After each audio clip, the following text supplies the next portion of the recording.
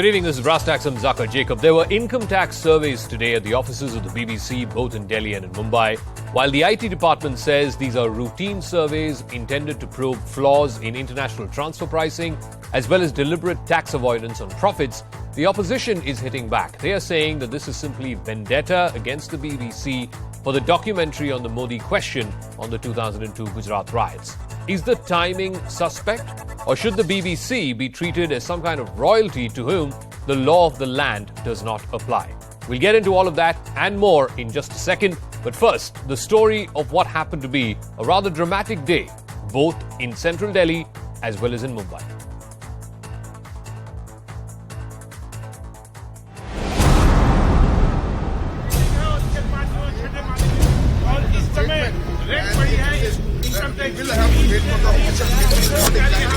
आप लोग कौन रखते हैं? आराम से बात करो भैया। कौन गेट खुलवा रहे हैं आप? 10 मिनट से गेट कौन खुलवा रहे हैं आप लोग? ऐसे बिना वारंट के गेट खोलेंगे? वारंट आपको पता है? वारंट सील हो चुका है, जिनका हुआ warrant. Income Tax Department officials landed up at the offices of the BBC in Mumbai and Delhi to carry out what they called surveys. The British broadcaster has been accused of international taxation and transfer pricing irregularities. Currently reporting from outside the BBC office in the National Capital Delhi. This is the particular building where we have been given to understand that a team of the IT officials, they are very much present at this particular place.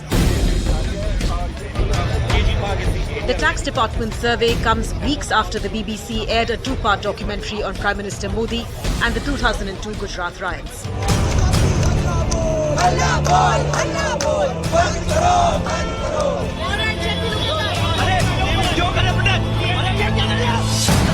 The documentary triggered massive controversy in the country and was banned from online platforms by the government. After news of the survey broke, opposition parties quickly lined up to accuse the Modi government of intimidation. BBC के 100 साल के इतिहास में इस प्रकार की कोई छापामारी और रेड हुई है और उनका कसूर क्या था? उन्होंने एक गुजरात के दंगों की डॉक्यूमेंट्री बनाई थी जिसमें कि सभी का पक्ष रखा कि जिस अंतर्राष्ट्रीय छवि की अपेक्षा नरेंद्र मोदी जी करते हैं, अब क्या उनकी छवि पर धब्बा नहीं लगेगा? बीबीसी की एक डॉक्यूमेंट्री पे केंद्र सरकार इतनी नाराज है कि ट्विटर, फेसबुक, यूट्यूब आदि से उस डॉक्यूमेंट्री के सारे लिंक गैर कानूनी तरीके से हटाए गए। वही पुराना भारतीय जनता पार्टी का बहाना कि एजेंसी स्वयं अपनी कार्रवाई कर रही हैं। The BJP countered the allegations by calling the BBC a corrupt organization. तो ये पूरे विश्व की सबसे भ्रष्ट बकवास कॉरपोरेशन हो गई है। बीबीसी का द्वेष भावना से भारत के खिलाफ कार्य करने का रहा है और कांग्रेस पार्टी को सबसे पहले तो ये याद करना चाहिए, श्रीमती इंदिरा गांधी जी ने खुद बीबीसी पे बैन लगाया। Hours before the survey was carried out, Home Minister Amit Shah also addressed the controversy over the BBC documentary. ये तो मोदी जी के पीछे 2002 से कर रहे हैं और हर बार मोदी जी मजबूत होकर, सच्चे बनकर और जनता की ज्यादा लोकप्रियता हासिल कर बाहर आए हैं। The BBC on its part says it is cooperating with income tax officials and hopes that the matter is resolved soon. So is the survey political vendetta or simply the law catching up? So why exactly is the IT department surveying the BBC's offices both in Delhi and Mumbai? Now, according to sources in the IT department, the BBC India has come under the Income Tax Department's radar for a very long time, and the matter relates to violation of transfer pricing clause. Remember, BBC India is operating here on behalf of BBC London and producing television content and other news material on behalf of its parent company. The clause of transfer pricing is invoked when the department finds that a particular organization is billing less to its parent organization as compared to market prices. But at the same time, the associated organization is not keeping an arm's length distance either. On the issue of transfer pricing, BBC India has received various notices from the Income Tax Department. However, it has not replied to any of them, being defiant. Now, while the opposition, especially the Congress, is accusing the Modi government of intimidation, Indira Gandhi herself had cracked down on the BBC. The first instance was in 1970, when the BBC was expelled from India for 2 years for allegedly portraying the country in negative light. And then in 1975, the BBC was banned along with all foreign broadcasters during the emergency time. In 2009, when the UPA was in power, the BBC was issued a tax notice under Section 148 of the IT Act for reopening assessment. And in 2015, a BBC documentary on the Nirbhaya gang rape was banned from being telecast by the courts. I want to first go across, before I go to our guests, I want to first go across to my colleague Nikhil, who's joining us live from outside the BBC office in central Delhi. These raids have been going on from the morning hours. How long has it been? Is there any word from inside as to when it's going to wrap up and what exactly they've managed to procure up until now? So Zaka, it's been more than 9 hours since the raid is underway. We have been given to understand that at about 11:30 a.m. or close to 12 p.m. this morning, a team of the IT officials, close to 10 to 15 of the IT officials, they had reached at this particular place. This is the location at KG Mark in the National Capital Delhi, where the office of the BBC is placed at. And we have been given to understand that not just the accounts and the finance department, Zaka, but in fact all the workstations, they are thoroughly being scanned by a team of the IT officials, and also they have sought password for each and every workstation. So not just the file and documents, but also the workstations are being scanned. We were given to understand that when the raid started in the very first place, at that time the cell phones were seized by the IT officials, but now the fresh update says that all the cell phones have been returned, but they have been strictly advised not to speak to any of the persons who are outside of this particular office in KG Mark in the National Capital Delhi. And also at the same time, we have been given to understand that if, speaking of the workstations in particular, only 50% of the scanning has been done so far. That means a lot of the work needs to be done. So they might come back tomorrow as well. They could seal the office as well, but there is no official statement which has come out from the IT department. So we have to wait for a while as to when this entire exercise, so to say, or the survey, as is being said since this morning, when this ends.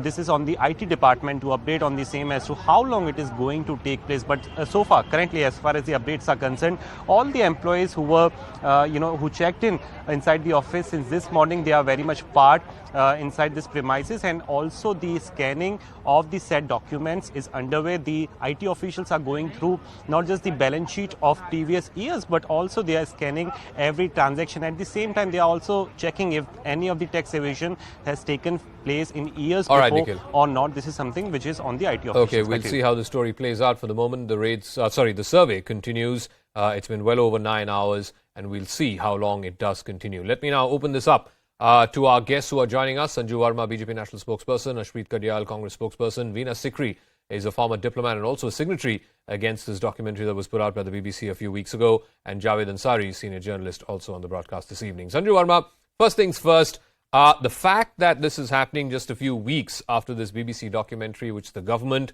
went out of its way to ensure it's not telecast on any social media platform, the opposition is alleging this is a pure play of vendetta. Zaka, first and foremost, let me be very clear that, people who are making reckless allegation that this is a retribution on the part of the Modi government in lieu of that documentary, that is a whole lot of hogwash, and I'll tell you why. Anybody with an iota of common sense and somebody who knows how income tax departments work, they know that the procedure is this. Suppose there has been a tax discrepancy. The income tax department first issues a notice under section 142(1) of the Income Tax Act of 1961 to the concerned entity. And you're given anywhere between a week to at least 2 months to respond. And normally, in most cases, you're given 2 to 3 times to appeal, because, people might say, I'm not in the country, or I don't have time, I'm out of business, I'm sorry, I'm out of, reach at this point in time. So the BBC documentary, this whole imbroglio came to light in and around the 22nd and 23rd of January 2023. Yeah. Today is 14th February 2023. Going by the Income Tax Department's procedural aspect, the first notice of section 142(1) for not fully revealing their taxable income must have been sent, even by just going by logic and homework, must have been sent somewhere around the third week of November, or maybe the first week of December 2022. It was sent well before the Modi question, the so-called factual documentary hit Indian shores. Okay. So my simple point is this was not a retribution. Section 142(1) notice may have gone much earlier. Point number one. Point number two, the Income Tax Department, the CBDT, is by and large an independent body. And, there has been a whole lot of news in the media. And what I'm given to understand, and rightfully so, is that the BBC violated transfer pricing norms, which are mentioned not just in the Income Tax Act. Section 92A and Section 92F of the Income Tax Act deal with transfer pricing norms, which were persistently violated by the BBC. But you have to, when you're a foreign entity operating in India, you're also guided by Section 9 of the OECD guidelines. No, Sanju Verma, the point is this. No, Sanju Verma, the point is this. They may have well violated the international transfer pricing norms, but why is this coming to light now? Presumably, this is for the previous financial year because returns have not been filed for the current financial year. And the returns for the previous financial year would have been filed by July, August of last year. How is it that 6 months later, suddenly there is this income tax survey, and that curiously is a few weeks after this documentary? No, Zaka, let me be very clear with you that the Income Tax Department is well within its right to open any case of the last 10 years. If it is only a case which is more than 10 years old, then there are various reliefs given subject to checks and balances. Okay. It could be for assessment year 2023. It could have been for assessment year 2019. The details will come out as so to it could for be how many it could years be the BBC alleged transfer violation pricing of norms. international transfer pricing any time in the last 10 years. Ashpreet Karyal, so Sanju Verma saying that the timing has nothing to do with the documentary, and in any case, should the BBC be treated as above the law of the land? What Income Tax Department sources are saying is there was deliberate non-compliance with transfer pricing rules. There was persistent, deliberate violation of transfer pricing norms. A deliberate part of the significant amount of profits were deliberately diverted, and the arm's length arrangement was not followed over allocation of profits. Several notices were served to the BBC, but they did not respond. They continue to remain defiant, hence today's survey. Respond, Ashpreet. Thank you.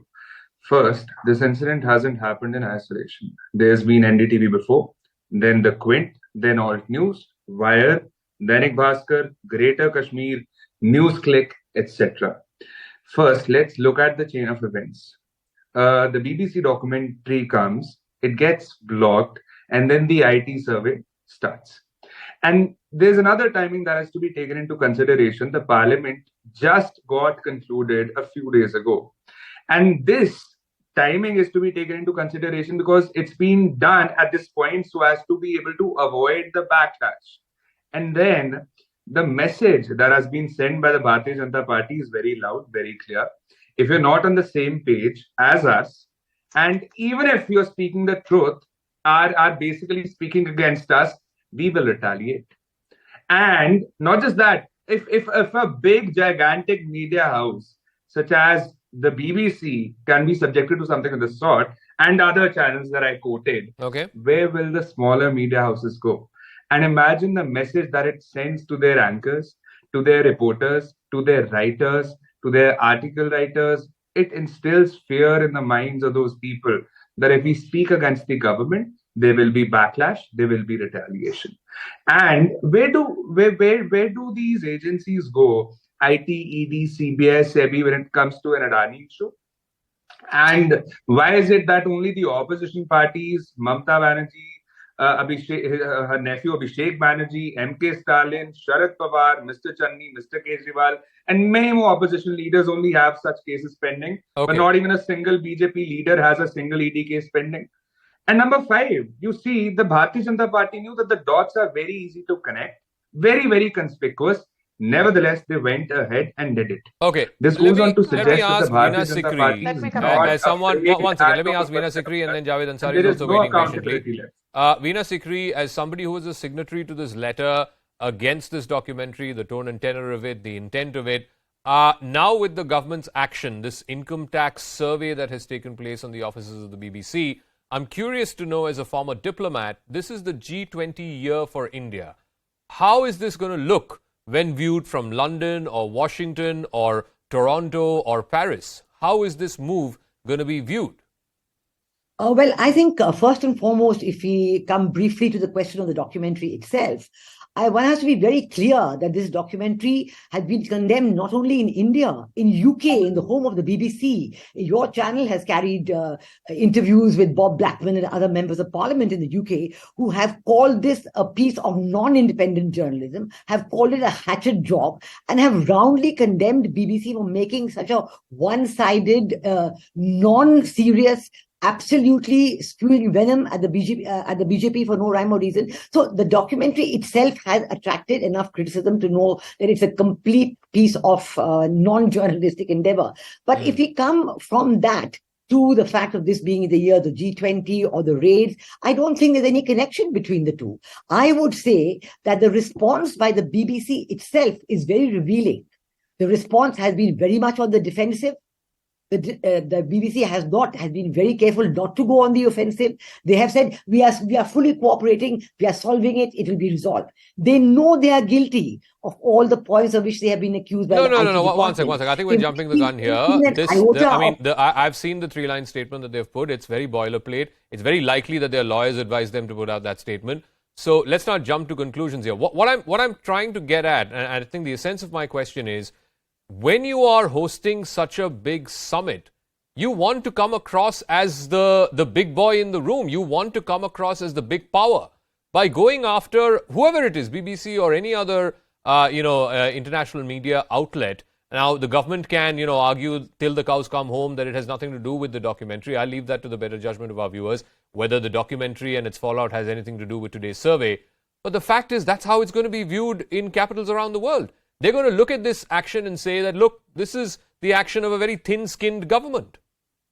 No, I don't think one should see. Every government does its own, whatever they think is right for the moment. And within every government, there are different aspects of the government. There could be the judiciary, the executive, the legislature, the media. They all do their own steps, whatever they consider right at the moment. Just because the income tax department has decided at this point to come in and fulfill, they've been asking questions of the BBC for a long time. They have not received an answer. So now they're doing a survey. It's not even a raid. They're just asking for answers to the questions they asked. So I don't think any government of the G20 would blame the Indian government for doing something in the Let me ask Javed Ansari, the thing that the BJP says is the Congress should be the last people to be preaching any lessons on media ethics or independence of journalism. In 1970, the Indira Gandhi government expelled the BBC for 2 years. This was over quote-unquote negative portrayal of India. This happened on a show, on a documentary. In 1975, when the emergency happened, the BBC was again among foreign media that was barred entry into India. In 2009, when the UPA was in power, the BBC was issued an income tax notice under Section 148 of the IT Act. So when the Congress says that, this government is anti-media, it's crushing the press and so on and so forth, it's not like the Congress's record is any better. Look, Zaka, political parties adopt positions depending on where they stand. That being said, assuming for argument's sake that what happened in the Congress under the Congress rule was wrong, how does it justify what is happening now? Just early this morning, soon as we learnt of the raids, the BJP spokesperson went on air and look at the kind of language that he used against the BBC and against the... So therefore, to say that the timing this is too much of a coincidence, and to say that, to say that, no, this is just an inspection. So in what is the difference between inspection and raid? You've seized laptops, you've seized for mobile phones of journalists who were reporting, which we now subsequently learn that have been returned to the journalists. So now a raid is called an inspection, is it? You call it by whatever name, we know what has happened. And the sheer coincidence of this, if there were issued notices, why act now? I mean, why didn't you act earlier? Let's not kid ourselves. We know what is happening. And in my view, the BBC is being is being made to pay for what it did a couple of weeks ago by airing that video. No. And Okay. so much is being made of that video. Because of all this hangama, more people have gone and watched this video than they would have done under normal circumstances. Okay, so let me come back to Sanju Verma. I mean, one of your spokesperson colleagues today, even as these raids were continuing, even before the IT department could put out any statement, came out and called the BBC brushed bakwas corporation, literally translating to corrupt nonsense corporation. When you've already jumped the gun calling it corrupt, on what basis have you come to that conclusion? Haven't you jumped the gun even before the investigators could come to some conclusion? You know, Zaka, I'm actually not upset, but I'm rather amused. With no offense to Javed Ansari, we being questioned as to why we are pointing fingers at the BBC because, we don't have enough incriminating evidence. Let the income tax department take a call. They, I'm sure, have enough incriminating prima facie evidence to go ahead and conduct a survey, point number one. Point number two, it seems everybody in this country has freedom of speech and freedom of expression under Article 19, barring Prime Minister Modi. I mean, people, not like Mr. Ansari, but there are so many belonging to this certain cabal and ecosystem, despite the apex court of the country, the Supreme Court, in no uncertain terms, giving an unconditional clean check to Prime Minister Modi, going so far as saying that Teesta Setalvad deliberately wanted to keep the pot boiling with an ulterior motive, despite such an unconditional historic verdict in June 2022. People still have the audacity to say that BBC is only doing its job. BBC was trying in that documentary to undermine the judicial system of our country. It was trying to undermine the Supreme Court's final verdict in the Gujarat riots case. And most importantly, one thing which everybody in your audience needs to know, that forget India, in its own home country, the BBC is involved in a tax imbroglio with the British government. It has set aside, I urge you to go and check the BBC's balance sheet. It has set aside £12 million for a tax dispute in its balance sheet dated 2018-19 for the year 2018-19, and for the year 2016-17. It is again involved in a tax imbroglio and has set aside £8.3 million. Sanju Verma, can I ask a simple question? No, Sanju Verma, you are saying that on the one hand you are saying the survey today has nothing to do with the documentary. On the other, you are saying you're also saying that the documentary was a hit job. It was to undermine the judicial institutions and so on. But you can't have it both ways. No, one second, ma'am. Let me finish my question. You cannot have it both ways, where on the one hand the survey has nothing to do with the documentary, and yet at the same time the documentary is all evil and it needs to be clamped down upon like a ton of bricks. You can't have it both ways. The documentary was a hit job, Zaka. That is point number one. Point number two, I told you that the income tax section 142 notice must have been sent in November or December of 2022. Whereas the BBC documentary... So why wasn't that publicized in November or December of 2022? No, why are we hearing of this now, today, 3 weeks after the documentary was barred? Why do you not want to hear about it? Why do you not want to hear about it? It should have been made public. It should have been made public. No, you can spin it any which way you want, Sanju Verma.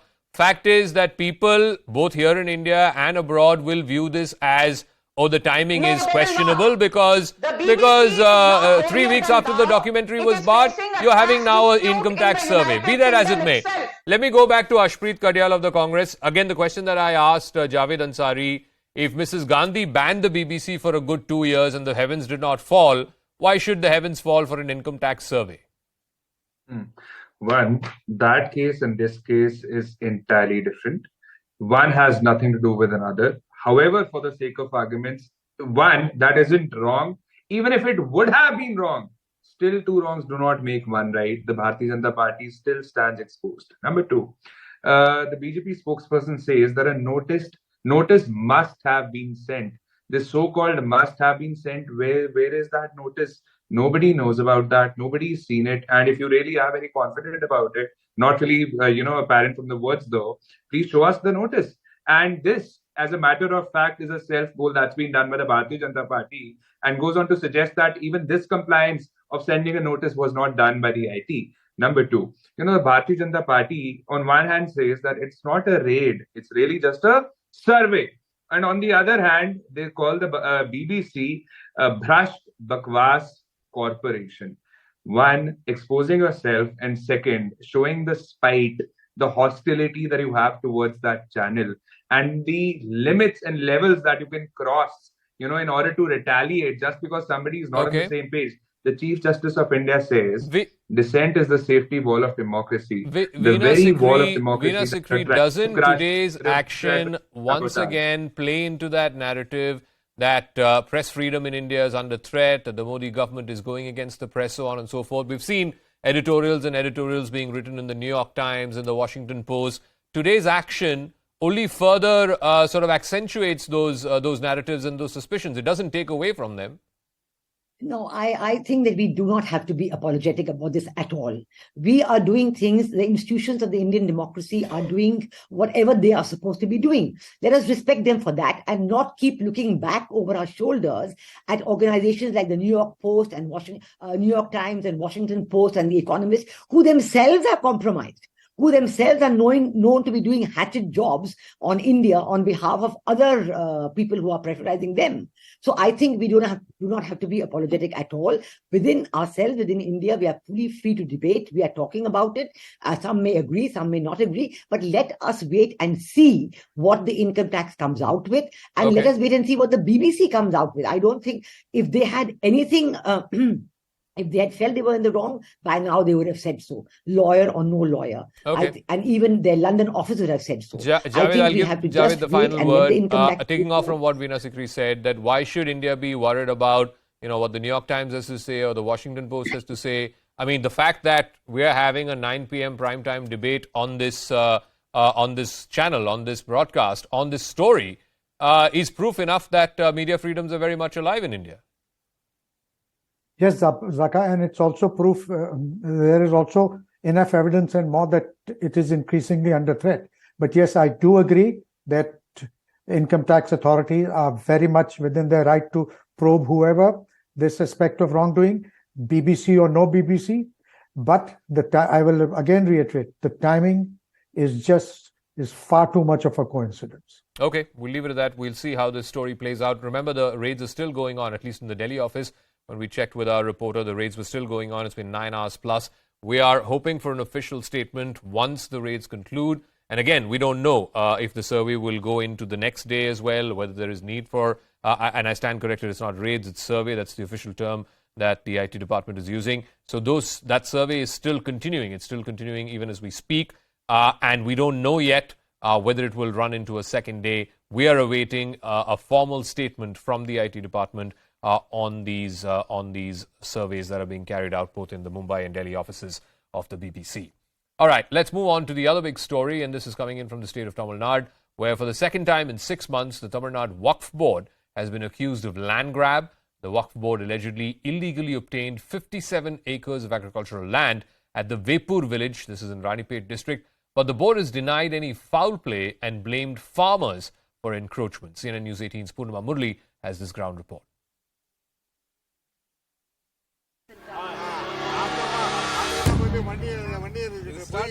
56-year-old Ramesh, who owns 3 acres of land in Tamil Nadu's Ranipet district, is a shattered man. The land, which he bought in 1980, has been transferred to the State Waqf Board. They wait for 70 years.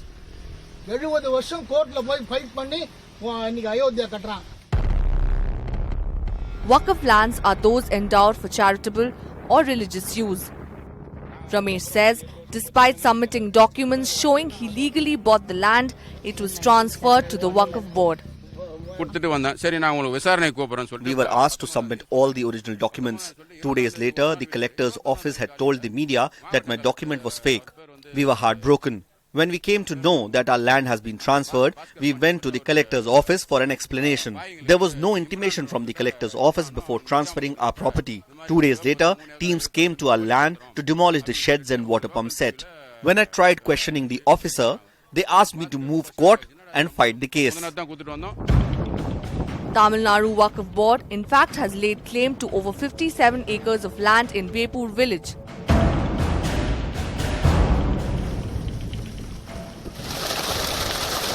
Another farmer, Palani, alleges teams were sent to lay claim to his 3.5-acre plot of land. A few officers came to our land. Police entered our agricultural land. I fainted after seeing them. I told them not to take away my land. They also bought a JCB. I threatened them with life and my daughters came to my rescue. They said they have no one except me. I have 5 daughters and we'll all rely on the agricultural land for a living. A Supreme Court order last year says land can only be transferred to the Waqf Board after an open hearing and negotiation with the owners. The Tamil Nadu Waqf Board says they have evidence of their claim on the land and are ready to hold negotiations with the other landowners. Out of 57 acres, some portion of land has been already disbursed to so many individuals in the 60s and 70s. Apart from that, 3.5 acres were left, which is belonging to Waqf institution. Now, one particular individual is claiming that it belongs to them. If it is belonging to him legally, they can claim or they can challenge before the court of law also. CNN News 18 spoke to the district administration, who said they are awaiting a response from the land authorities. They said, and I quote, a report has been sent to Commissioner of Land Administration. A response from them is awaited for further action. Waqf Board has claimed over 57 acres. 3 acres have been transferred to them so far. Was due process followed in the transfer? For Ramesh, the answer holds little consolation. With Purnima Murli, Ishita Bhadri, CNN News 18. So what exactly qualifies as Waqf property? Now, it's given in the name of God for religious and charitable purposes. It can be formed through a deed, but neither the person who created the Waqf nor its beneficiaries are entitled to ownership. A Waqf becomes a public property that cannot be given away, it cannot be sold, mortgaged, inherited, or simply even disposed of. Non-Muslims can also create a Waqf provided they profess to Islam. And the objective of creating a Waqf has to be Islamic because a Waqf property is permanently dedicated to Allah. So how exactly is a Waqf property identified? The Waqf Board collects information on properties it believes belongs to the Waqf.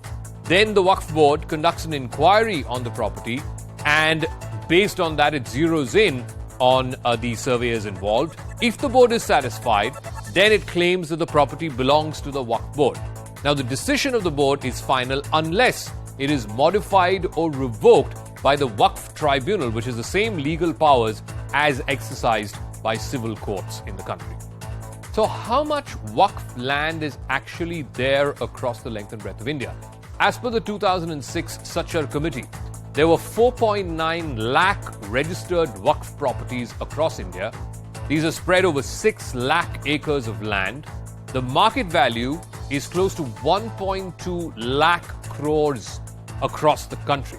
The annual income at that point of time, the income from this land, this is agricultural land as well as non-agricultural land, the annual income was over 150 crores. This was in 2006. Whereas as per the Sachar Committee, the potential annual income could be as high as 12,000 crores. So let's break down the number of immovable Waqf properties that have been listed, that have been officially registered with various RDOs across the country. There are a total of more than 8.5 lakh properties that are there across the length and breadth of India, of which a little over 2 lakh properties have been registered in the state of Uttar Pradesh alone. Next comes the state of West Bengal. 80,000 properties have been registered as Waqf properties. In Punjab, that number is slightly less, 75,000. In Tamil Nadu, where you saw the story from a moment ago, it has 65,000 registered Waqf properties. 61,000 in the state of Karnataka, and in Kerala, it is 52,000. Now, a petition was filed in the Supreme Court last year challenging the Waqf Act. That petition basically says that Waqf is not mentioned anywhere in the Constitution of India and is against secularism and against integrity of India. The act is arbitrarily enacted. It is religion-based, which is violative of Articles 14 and 15, equality. There is no safeguard to other religions to save properties from inclusion in the Waqf list. The petition claims that the Waqf board has been given unbridled powers to register any property as theirs, and that there is no provision to identify and determine the status of property as either Waqf land or private land, as the case may be. All right, so we'll be on top of that story, but let's now shift focus to the other big political story that's happening. Back in 2019, Devendra Fadnavis and Ajit Pawar were surprised everyone when they decided to take oath together in the wee hours of the morning. At that point of time, the NCP claimed that Ajit Pawar had made a personal decision to join hands with the BJP. But now, Devendra Fadnavis is claiming that that dramatic early morning coup had the blessings of NCP Supremo Sharad Pawar.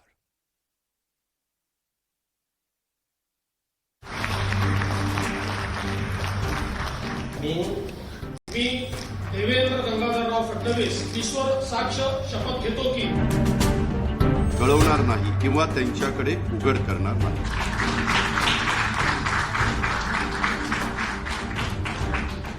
Three years after the midnight coup in which Devendra Fadnavis teamed up with NCP's Ajit Pawar to form the government in Maharashtra, Fadnavis claims the entire exercise had the backing of NCP chief Sharad Pawar. In an interview to a channel, Fadnavis said, and I quote, "We had an offer from the NCP that they needed a stable government and we should form such a government together. We decided to go ahead and hold talks. The talks happened with Sharad Pawar. Then things changed." Unquote. The change that Fadnavis is referring to is Ajit Pawar quitting the government 80 hours later. But Sharad Pawar hit back, denying Fadnavis's claims.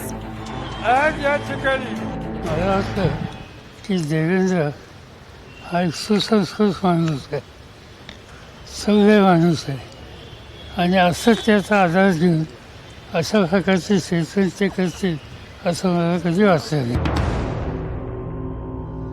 The 2019 Maharashtra political potboiler started with Shiv Sena falling out with long-time ally BJP.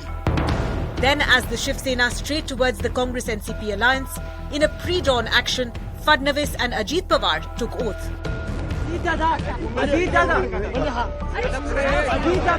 3 days later, Ajit Pawar failed to get the required number of NCP MLAs with him, and the government fell. Ajit Pawar returned to the NCP and was seemingly forgiven by his uncle. एवढंच सांगितलं त्या संदर्भात की आमची चर्चा ही पवार साहेबांशी झाली होती. बाकी सगळ्या गोष्टी ज्या आहेत त्या तुम्ही अजितदादांना विचारा, त्या मला का विचारता? तुम्ही अजितदादांना विचारा ना, ते मला का विचारता? Shiv Sena, which went on to form the government with NCP and Congress, rejected Fadnavis's claim. जेव्हा महाविकास आघाडी सरकार स्थापित झालं, आमच्याच लोकांनी आमच्या पाठीत खंजीर खुपसला, पण अजूनही पवार साहेब, अजितदादा असतील, मग काँग्रेस असेल, उद्धव साहेबांच्या मागे आणि शिवसेनेच्या मागे सोबत ठामपणे उभी आहे. Shiv Sena went on to face a coup of its own when Eknath Shinde joined forces with the BJP and brought down the Maharashtra Vikas Aghadi government. All right, I want to first go across to our Mumbai bureau chief, Vinaya Deshpande, who's joining us. Vinaya, what was the context or the need for Devendra Fadnavis to bring this up now, and how may this sort of play itself politically in the run-up to the BMC elections? Is this also a means to try and drive a wedge, if possible, between the Shiv Sena, the NCP and the Congress, who are in the Aghadi, as it were? Well, absolutely, Zaka. It's not just the BMC elections, but the state is also gearing up for two bipoles, two very crucial posts at this point, made with the Kasbah, made with the Pimpri-Chinchwad, which are going to happen just a few days later. There are also local body elections which are lined up, giving the results of the last few elections where the BJP hasn't exactly performed in a very stellar manner, and the Maharashtra Vikas Aghadi's performance has been quite substantial. It seems to be coming at a time when this kind of distrust is likely to draw a wedge between the three parties. Also, we have seen that on one hand, there is an internal rift within the Congress. Tomorrow, we hope that there will be some resolution to that during the executive committee.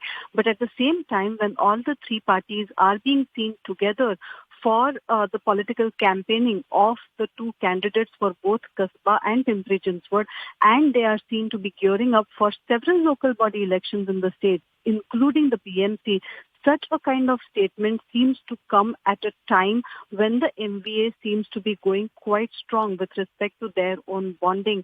Clearly, the message from the BJP seems to be to send across a message, feelers to both the Shiv Sena as well as the NCP, that if time comes, it is willing to give out all those details that were discussed behind the closed doors, and hence, in some sense, create problem between them. Okay, we'll leave it at that. Vinaya Deshpande, our Mumbai bureau chief, with those details.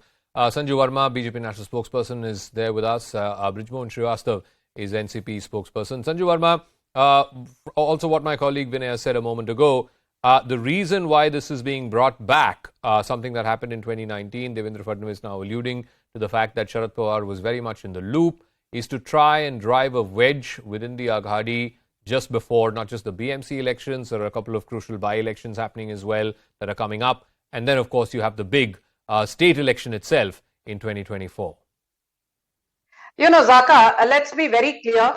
You understand Maharashtra politics well enough to know that in 2019, the Maharashtra Assembly elections, in fact, even the Lok Sabha elections of 2019, where the Shiv Sena fought on a couple of seats, in every big election prior to, the BJP and Shiv Sena, or let me call it the Uddhav Sena now, it no longer is the Shiv Sena in its original form.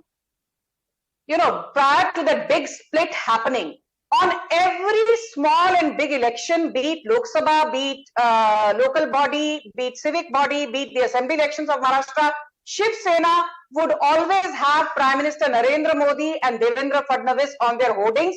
There were many hoardings where there was no sight of Uddhav Thackeray, there was no sight of Rahul Gandhi, there was no sight of Sharad Pawar, there was no sight of, Aditya Thackeray. The point I'm making is simply this, that be it the Maharashtra Assembly elections of 2019 or the Lok Sabha elections of 2019, the seats on which the Shiv Sena fought, it was riding a Narendra Modi wave and to some extent a Devendra Fadnavis wave. Okay. Let us have no doubts about that. And for Sharad Pawar to now suddenly develop selective amnesia and say that I thought Devendra Fadnavis is a cultured guy and he's a gentleman. What is so uncultured about simply saying that the three-day government, which had Fadnavis as the CM and Ajit Pawar as the deputy CM, had the blessings of Sharad Pawar?